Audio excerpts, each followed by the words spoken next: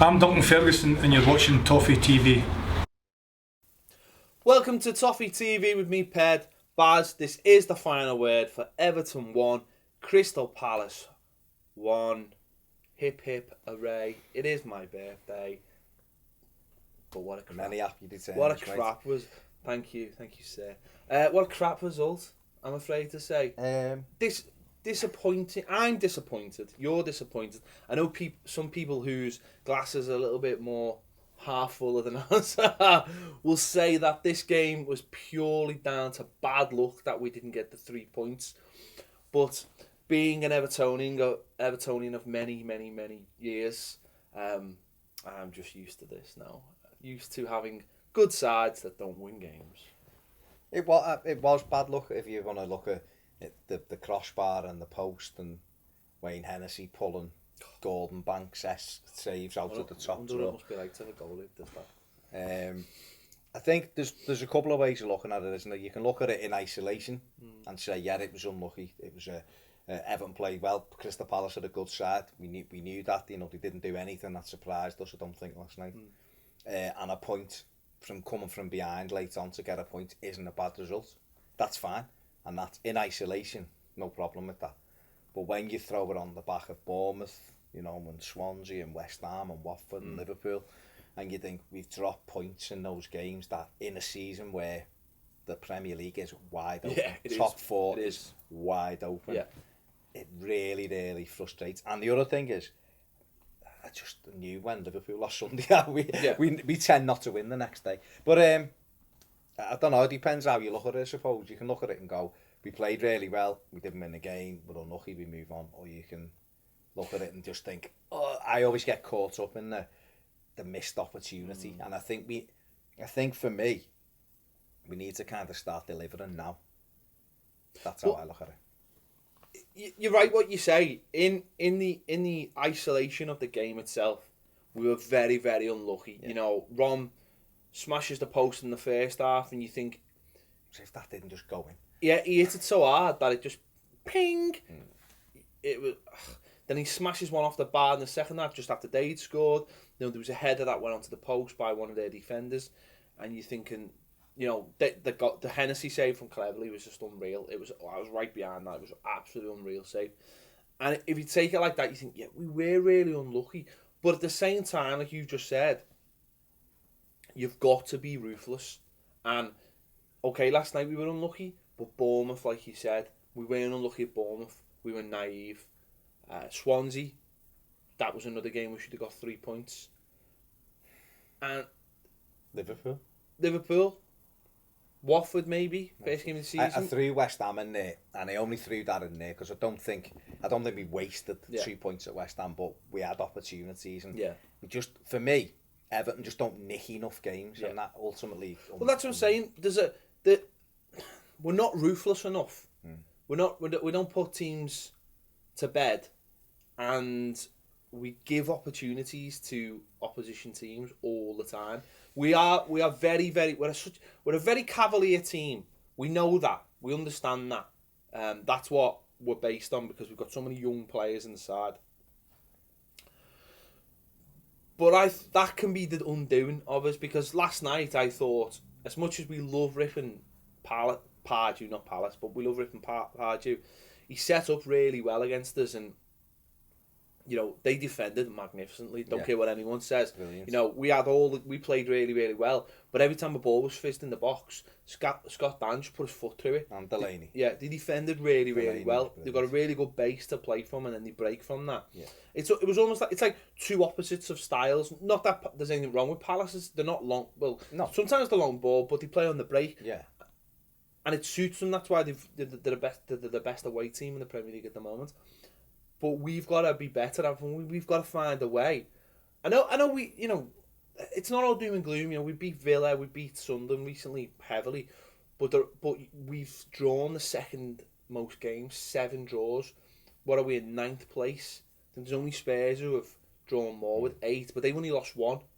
You just think Palace have, you know, they've lost half of their games, haven't they? And yet they are now in 6th place, and we've got to find a way. And it's not too late. We're coming into a good area now, Christmas, when if you can click now, you've got all in games. But we've got to find a way to become more ruthless. And it's hard to put your finger on what needs to happen. We need more. Again, it's balance for me. It's last night we were unlucky, and Palace, I think they've lost 6 out of the 15, so just less than half the games. So other teams have found a way to beat them. They've won at Chelsea, they've won at Liverpool, played very well against us. So we know how strong they are away from home.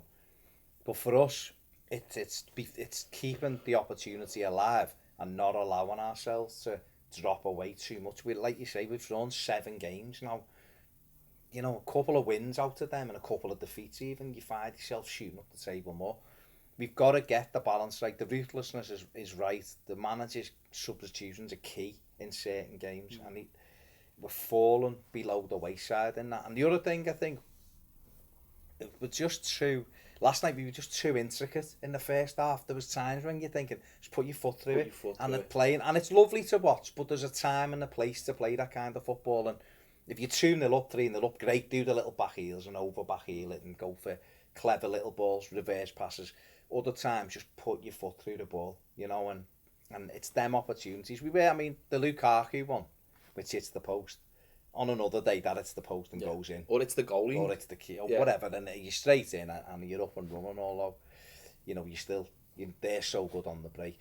And I think the thing with the Cavalier style is we know teams will get opportunities against us, but what happens when we're playing Man City, say, over 2 legs? We can't be wasteful, and we can't be that wide open, because if they've got Aguero on the top of his game and David Silva and all of them, them kind of teams will cut you to ribbons. So, it's trying to find a little bit of a balance. I think we, like you said, we played well enough to win the game, but it's points. Let me just pick some points out what you just said there.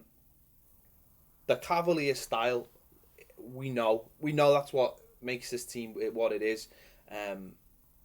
I've said before, for me, I think that's why, and I'm not picking on him. That's why I think we need now a better goalkeeper, because we are so wide open. Even though Tim made 3 really good saves last night, we're just so. The last 5 minutes of that game last night when it went to 1-1, the amount of opportunities Palace had to break and should have scored a second goal, because we are throwing literally everything at them. I find astonishing. But weren't we willing, as the crowd, once we equalised, we were willing them to go for the throat, weren't we? But surely you've got enough attacking players on the pitch to keep a shape and still be able to attack. Your whole team doesn't have to attack, because you know as well as I know, sometimes when you throw everything at a team, there's no space, because you've clogged up all the space with all your players. And I just thought that did happen, didn't it? I just thought last night, towards the end, we were just, the goal, and Stones. The goal that they got the corner, the move they got the corner from John Stones was 3 against 1. And he actually, to be fair, he defended it really well, and it was Barry. It was. Well, Stones forced him back and slid in. Great tackle. Barry slid and unfortunately lost his footing. Otherwise, he'd have cleared the ball, and it broke to punch, and he lashes it, and Howard makes a good stop. But we got caught because we give the ball away on the edge of their box. Ross Barkley gave a careless pass. But I don't mind that. No, but when you're overcommitted, if you take it back and look at it, Leighton Baines, he's trying to thread the ball, I think, to Baines. He was trying to play it out to the left, and it was just careless. You could see it wasn't on.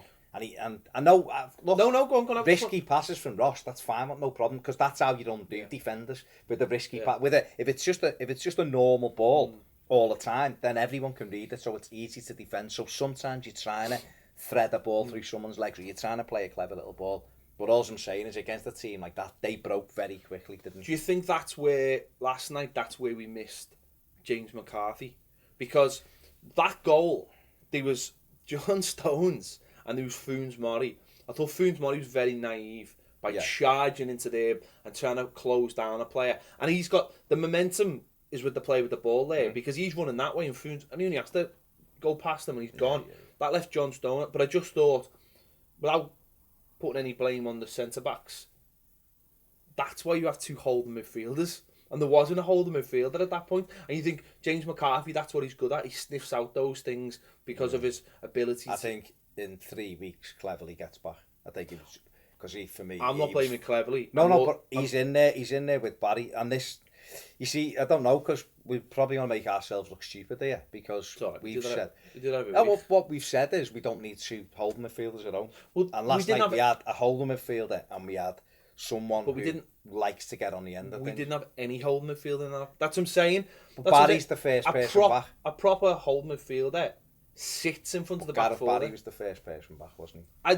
Yeah. By the time Stones but that's what I'm saying. Barry's in the box. No, I think for me, I don't...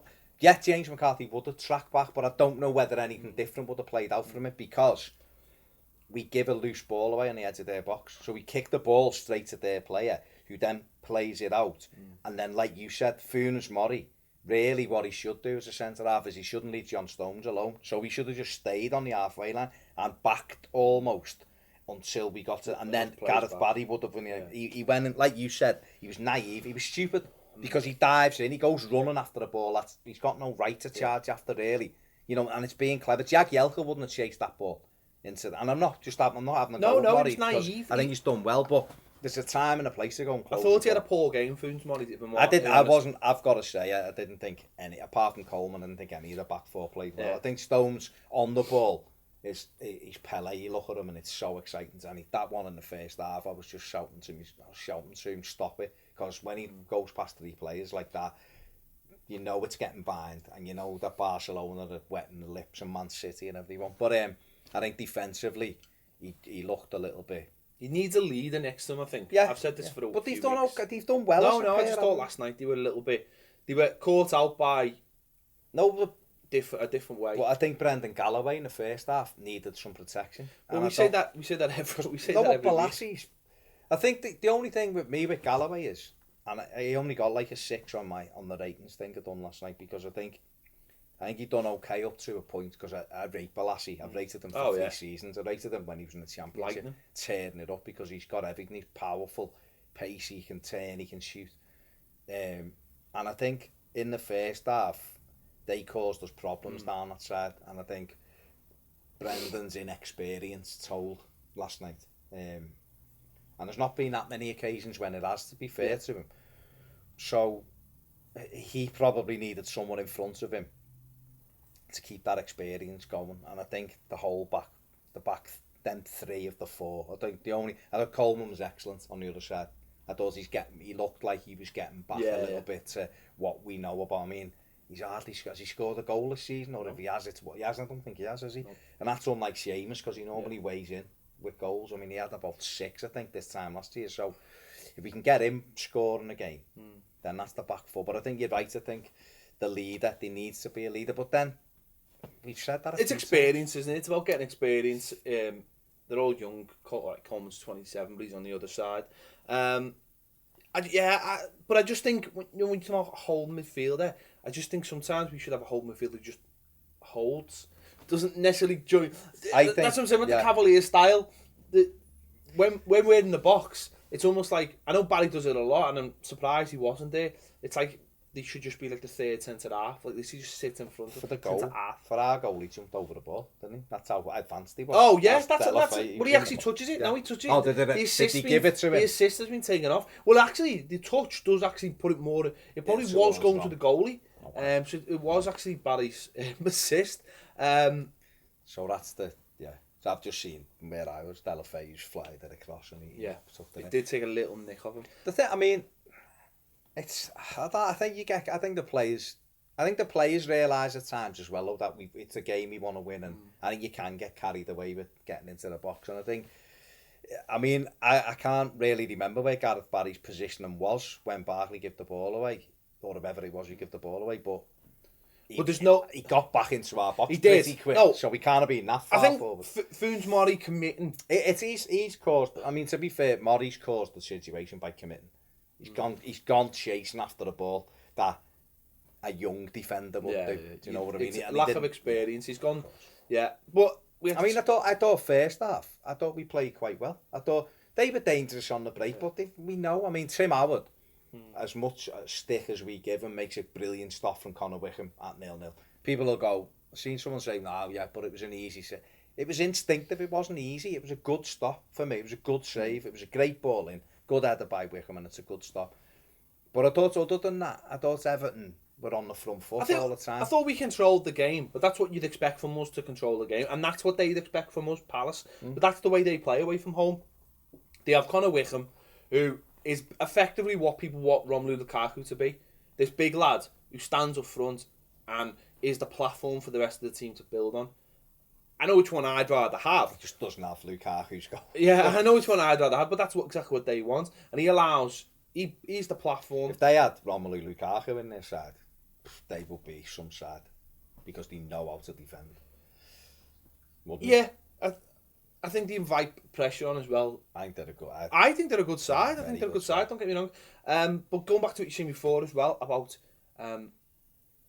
just taking a dig at times, just the amount of times in the game where you just thought... Cleverly's was the prime example of what happens when you get older one. You know, flying to the top corner, the goal makes a worldie. We just don't do that enough. We don't swing the foot at it enough. The shot count was, we'd had 19 shots, but only 5 on target. And you're thinking, that's 14 attempts out of it. I sound like Jamie Redknapp there, didn't I? Yes, I can take 5 away from 19. He wants 4. That means he wants 4 on the wall. You know, that's what it was, effectively, what I've just said there, wasn't it? But I mean, that ratio clearly isn't good enough, is it? You know, we've got to be hitting the target. Keepers have got to be, we've got to be forcing goalkeepers to make saves to keep their teams in it. Hennessy makes a unbelievable save, but too many times last night. Coney gets in here, Ross, great little movements after the first 5 minutes and whips one round the corner, and you're thinking he's got time to take that out of his feet and hit the target.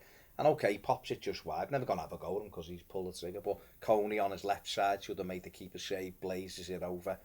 You know, and it's little things like this where you think we've got to start hitting the targets, because everything else in the build-up's fantastic. You know, everything's really, really good. Then we get into the second half, and it was a little bit of huffing and puffing, but we were always on the front foot, as you'd expect. Palace were trying to catch us on the break, and we're very dangerous on the break, you know, and to be honest, could have had a penalty, should have had a penalty from, not the Murray one, he touches the Barry one. But the Gareth Barry one was outrageous. It was definitely Martin Skirtle at his very best, wasn't it?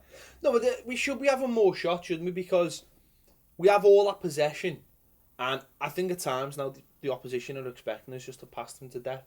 Whereas maybe we just get it out of our feet and have a dig. You know, we'll have a bit more luck. You never know. Might just hit someone on the backside and go in, or whatever. It might take a little deflection, end up with them back of the net. That's what can change games. They defended brilliantly, though. Exactly, but they defended to keep us at bay. Yeah, and one thing that does change games that Roberto Martinez isn't aware of are set pieces. For and against, our corners last night were absolutely abysmal. We couldn't, and a few different people had as well. Yeah, exactly. About 3 different people. We couldn't get it past the first man. Why didn't Baines take one when he come on either? I don't know. Anyway, I don't know. Only in his contract. We can't get past the first man. We can't just whip a ball into a dangerous area. It's baffling. And then they go down the other end, get a corner, and it's the most straight... I mean, we can talk all day about what Funes Mori didn't do, or what Barry didn't do, or getting the look. If a corner is thrown into your box, and a player like Scott Dann gets a free run on it and just heads it, goalie waves it in, what's the point? Do you know what I mean? That's what is fantastic. And also, the worst thing about football is all that great play, they get a corner, one header, nothing spectacular. Not a real goal. It's a fantasy goal. Not a real goal. Well, there's nothing special about it. Martinez. Nothing special about it. It's a simple. It's one of the most basic fundamental things in football. Yet everyone else can seem to do it, and we've done it once, and it's just like all it needs is a good ball and a good run, and it's in before the keeper can. Yeah, it's an extra string to your bow, isn't it? You can have all of that lovely football that we play, but Crystal Palace showed last night, you know, get a corner, cross comes in, you 1-0 up with 15 minutes to go away from home, and that's what it's like. We done it at Bournemouth last week. You know, we passed around and done nothing. We get a corner comes in, Murray heads it in, and you win them 1-0. And if in those tight games like last night, set pieces are vital because they win your games. And I remember the year we finished Martinez's first season, you know, scored a few free kicks. You get a free kick, Morales, Villa, Norwich, popping them in, you know, and they win you them games. And corners, we're just a disgrace at them. We're not even unlucky with some. We had one that we looked as though we'd worked on, which was a flick on by Barkley. But you know what really annoys me, and it gets on my nerves. But when playing football, if I wasn't taking the corners, I would always stand at the back post on the corner of the 6-yard box, right? And the amount of players, the amount of balls that end up there, and we haven't got anyone near that. You'd have, honest to God, you'd have tapping galore there. And we done one last night, come in, Barkley flicks it on, and it runs right across the 6-yard line. Villa scored a goal at the weekend, Lescott. Yeah. It stood in that very area, the corner of the 6-yard box. The ball runs across and he just has a tap in. And I think Southampton equalised from the same kind of thing. And you're looking thinking, why don't we? I kind of understand I understand his reasoning, his philosophy. The excuse, I'm gonna call it, why we don't practice, because he says, well, it's totally random and you can't practice. No, you can't. You can practice them because we just seem to get there and we don't know where to make a run, and every one is totally different. And also, there's a there's a percentage. You know, if you throw the corner doesn't have to be like amazing. It just needs to go into the box, and percentage wise, you look at it and think now and again one will just drop and someone will smash it in. If it ends up in the box, just from a pure percentage wise, and yet we don't. If we can't get it past the first man. Did we have 13 corners? Was it? 12 or 13? That's I think. Sure it was. And I had to look at the stats thing. Percentage wise though, you think that you get on the end of one. If you get on the end of one, even if it's not a clean header, even if, like you've just said, the ball gets flicked on and it breaks to the far post, you think we get onto one or I just think he's developed, since he come in, he's developed the side to play in a certain way, which we all know. And on its day, it's fantastic. No one can complain. It's lovely football, and and I think we've got better over the last few weeks at the tempo in terms of zipping it round. I still think we're too slow in the final third. I think decision making in the final third is outrageous. But you think now that you'd throw that set piece play in as well, just to give you that extra 5%. It might, like I said, a tight game. We might have got a corner in the 85th minute last night. Cross comes in, someone heads it in, and we're going home with the 3 points. Add to that how poorly we defend corners, and this is what's happened. They've got a corner. Howard's made a good save from punching. Was a good save. They get a corner, and it's nothing special with the corner. It's a straight delivery on the 6-yard box. Scott Dann, who we know can score. He scored at Anfield a couple of weeks ago, the winner. He scored at Goodison with a similar header at the Park end a couple of years ago. Straight corner, down with header, goal. And you're thinking, it's not as if we don't know about him. He's a big centre-half who gets his head on, or centre-half, as Bobby says, who gets his head on balls. Just pick him up. It's not anything complicated. Or someone just going, I see this is the difficult. This is the other thing I know about corners, right? Or set pieces in general. And it's not just Everton. Why is nobody in there just looking to attack the ball and win the header? They're all far too busy concentrating on who they're marking. Why isn't someone just going, right, I'm going to go and win that? I know that's like the premise of zonal marking. Barry's chasing him round. I watched the thing on Monday Night Football, and it's like Jamie Carragher's trying to show it as in like, well, he is zonal marking, but he's gone with them because this, and then he's told someone else to go with his man, and it's just like, well, someone facing the ball from that side come out and just head it away. Funes Moray, John Stones, they can both head the ball. Go and get it. The keeper come and just punch it, whatever. Someone just go say, someone make a decision. Make a decision. Shout your name. Go and say my ball, and go for it. He runs in. He doesn't have to do anything complicated, does he? He just runs. Cross comes in. He heads it. What the keeper's doing is beyond me as well. Well, we've said this before. If he's not saving it, which he's not, because it's past him, then what's he doing? My thing with it is, and he did make some good saves, and this is why he frustrates me so much, Tim Howard. But that header is in the middle of his net. It's not even in... If that comes in and Dan heads it down into the corner, and he can't... Or he heads it in the top corner, you just have to say, it's not your keeper. You can't blame a goalie for that. I can blame him when it's in the middle of his goal, because he's running... If you watch it, he runs... He almost runs past it and like goes like that. And I just don't know what he's doing. If he stands... And look, the best goalie I've ever seen, he even said if he stands in the centre of his goal, he's got an easy catch, because the header isn't a rocket header, it's a guide into the net. And that's what I'm saying. If Dan guides that into the top corner, the keeper's got no... I'm blaming the goalie whatsoever. It's a header that's straight. It's about that high in the middle of the goal. And especially when he's just pulled that save off from punching. So they just encapsulated everything about Tim for me, and within 30 seconds. Pulls off a great save, and you're thinking, what a stop. All right, kept us in the game. Corner comes in straight at the middle of the goal, he gets nowhere near it, and you just think,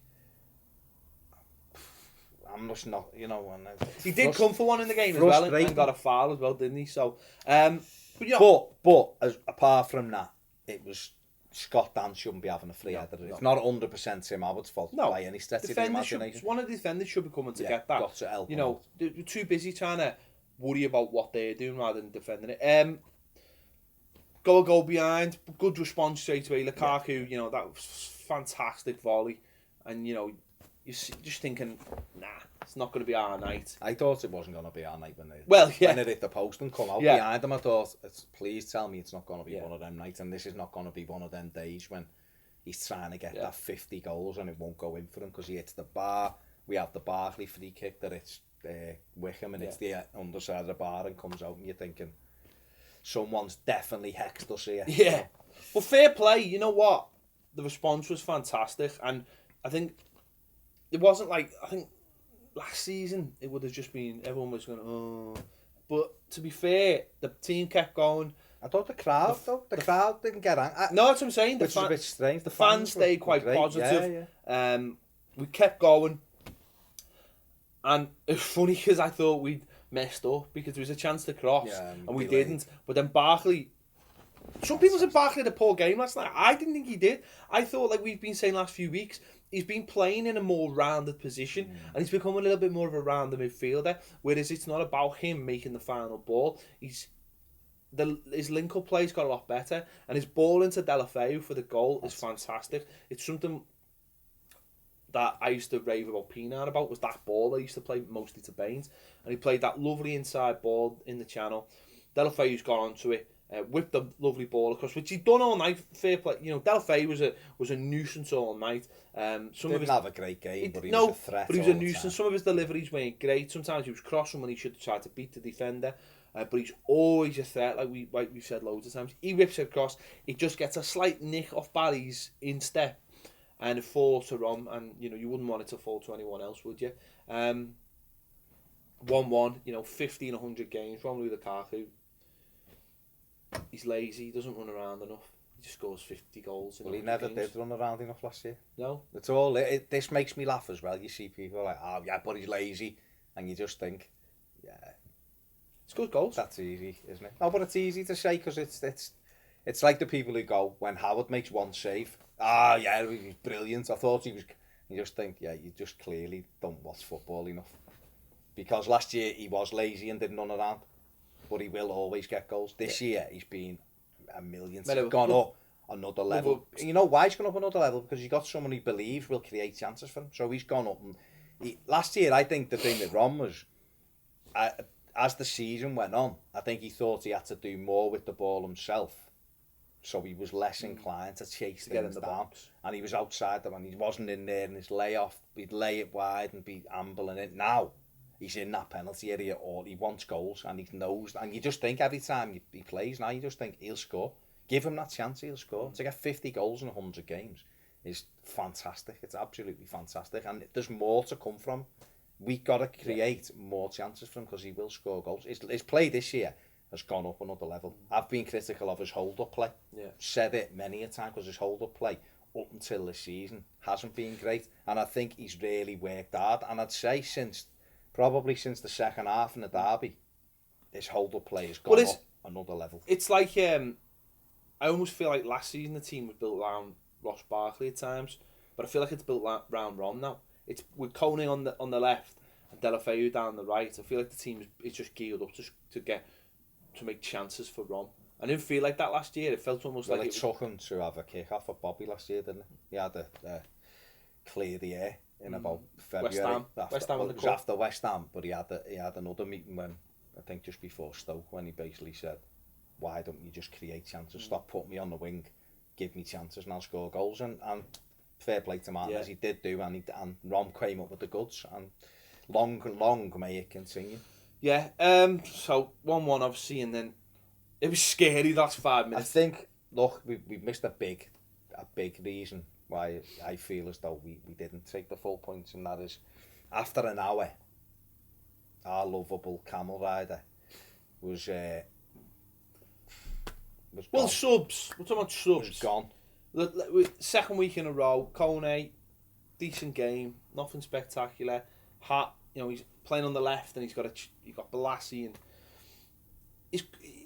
after an hour, you can take him off. That's allowed. That's fine. I think if he's influencing the game, like he has done in the past, you leave him on. You leave him on, especially at home, because you can get away with it. But he was getting less and less influential in the game. Galloway was being more exposed because he was tired, and that's the time. Now, okay, I've got people who complain about the Baines substitution. I wouldn't, because Galloway wasn't having a great game, to be fair, and Baines gives you that extra in the final third. And we've got to get him games. We want him back. He's one of the best left backs in the country, so he's got to get game time. So I've got no problem with that substitution, and I think it was done at the right time. I've got no problem whatsoever. But Koné, and he's done great. Don't get me wrong, he's done great, and he wasn't terrible last night. But he just got his input got less and less and less and less.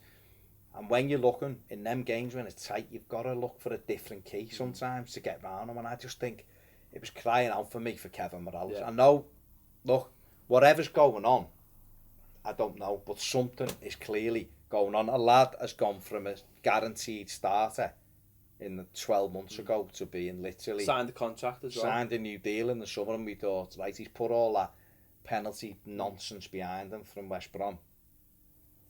It's all gone now, and this is going to be his season. Where was he? There was half an hour to go of a home game that he could have turned on its head and create. He's going to get on fired up in front of the home crowd. He wants to score goals. We played at Norwich the other week. He came on at Borough, didn't he, for 20 minutes. His game time's getting less and less and less, and you just think, as the manager... It's a weird one, because he's on the bench, so therefore you think, well, he's on the bench. It's hard to just put it on Kevin Morales, because he's not making many subs at all, and that's another. But he's got better, like Aaron Lennon. That's what I'm saying. No, he's got. This is what I don't understand. He's brought Aaron Lennon to the club, who had a great second half of the season last season. Okay, he might necessarily be starting games because of the form of Delafeu, but you think with half an hour to go, 20 minutes to go, 15 minutes to go, we've seen it last week. Change it up, bring new fresh legs on. It doesn't mean you've got anything wrong in your selection. It just means players are tired, or the players on the pitch need a lift, or something needs to change. Tactically, something needs to change. Lennon can do that job on the left. I know he's predominantly right-footed, but that might be okay because he can come inside and thread someone. He's going to work up and down for you, so I don't understand. I don't understand why we've bought him. If he's not going to use him, why has he bought him? We've got Stephen Naismith, the lad who got a hat-trick against Chelsea, and and that would have been a good game for him last night. Look, I've said it many times, you give him half a chance in the box, it's a goal. Would have been great to throw him up alongside Rom and go and win this for us, like 10 minutes to go. There's options on the bench. I can understand it if you've got Velios on the bench and people like that who we've had in the past, but we've got good players on the bench. It's like he's saving them all for like Christmas, when there's going to be a big run of games. And you think, well, what's the point in that? We're not winning these games, or we're missing out on points because we haven't. Yeah, but Coney's flogging Koné then. Yeah. Koné got 97 minutes and 32 seconds at Bournemouth last week. He's got 93 minutes last night. Didn't see him at Borough. You're almost like. But it's like, subs can be made for tactical reasons. There's no reason. I honestly thought that I wouldn't see a worse manager for subs than David Moyes. David Moyes early on, ironically, in his Everton career was great when he had Rooney and Radzinski and people like that. You'd end up with 5 up front. It was great, and then he almost went, I've only got 11 players near the end, and you'd never make a sub, or they'd have to have half a leg, or just give them the Sometimes magic they did have half a Sometimes leg. they did, you know, and But it's about being proactive, not reactive as well, isn't it? You know, again, you want to make... though. In the first season, No. his subs were unbelievable, and you were looking going, this fella's amazing at making subs. He was like the sub king. He should have worked at Subway. He was that good. Subs now, he's just rubbish. Well, you'd like to think if we brought a sub on with 20 minutes to go, it adds an extra gear, it pushes them back. They've got a look, haven't they? You're giving them a different problem. They're coping with everything you've got. The game was, they weren't kicking things off the line. It wasn't like 80% possession and 100 shots, was it? You know, we were on top, no question about it, but you're looking thinking like, we need a different key here, and they would have thought Morales would have come on, they'd have had to think about him, or Lennon need to work that, or Naismith, you've got to watch him, and he'd have been, you know, standing on Scott Dann's toes and trying to offer him out and just laugh, pointing in people's face and getting them wound up. And the game just, and it proved, we had 90th minute, Lukaku's played in, right foot, just hit it with your right foot, kid, like he did at Bournemouth, and he doesn't. He tries to check back onto his left foot, and the chance goes, and you're thinking, if you'd have just hit that, keeper might have parried. All right, he might have got the best connection, but the goalie might parry it, and someone's got to tap it. And then again, they have a chance, and we break with almost the last kick of the game, and it comes to Coney, and his legs and legs have first gone. time. Just toe you. First time. And he's like, he's trying to wear I almost thought he was going to get his leg and pick it up to put it into position to be able to shoot. It was Like you've got a dead leg in the house, and you're just like, but, frustrating. We played really well in parts. They're a good side. Yeah. They are a good side, and it's not like a terrible result at home, but it's in the context of the season. It is a terrible result. It's a frustrating. It's accumulation of disappointing, frustrating results. I just want to say one thing. What was Foon's Moray doing when that lad got through and he just hacked him down and got away with it? He didn't hack. He got the ball. You clearly haven't watched it. I have seen that one again. He gets his heel gets the ball. I'm just going to ring Specsavers for you. He gets the ball. He gets nothing. And watch it, Jordan Much is falling before there's any contact, which is why he doesn't get the foul. And it was about 2 yards outside the box. Go and watch it again, honestly. I'll be the first to say, he got one there. Go and watch it again. It was. I don't want to watch it again. Honestly, his heel gets the ball. And Much is falling. Jordan Much. Why is he falling down before he's even got near him? Because he's a footballer. Jordan Much. Because he's a footballer. Right. I think we've done this one to death. As I said, massively frustrating. We need to start turning these draws into wins if we want to finish anywhere respectable in the Premier League. Especially while it's wide open. It is wide open. That's the most frustrating thing. No point putting a run together when everyone else is doing the run. You want to get yourself in the especially in this weekend where all the top sides and Liverpool lost. Well, you know what I mean. There was things wide open. Leicester won. Yeah. As I say, forget that statement. Liverpool and City lost. Chelsea lost as usual. They didn't win loads. What we've missed out on is a chance where there was a few draws, a couple of defeats, and we could have really cemented ourselves in that mix. But it is what it is. Hey ho! On to Saturday. We're playing well, sort of. Yeah, playing well. We just need to be 6-0 up with Norwich with about 10 minutes left for me to even think we might get a draw. Right, tell us what you think in the comments below. Is this a wasted opportunity, or was it just one of those days where we've played really well and just haven't been able to win it? Tell us what you think in the comments. Don't forget to subscribe. We're edging closer to 6,000. Oh my God, we only said 5 for the season. We're getting near 6. Make sure you subscribe if you haven't already. Join us on Twitter as well. It is at Toffee TV 1. On Facebook as well as facebook.com/Toffee TV ESC. And we'll see you again on Toffee TV.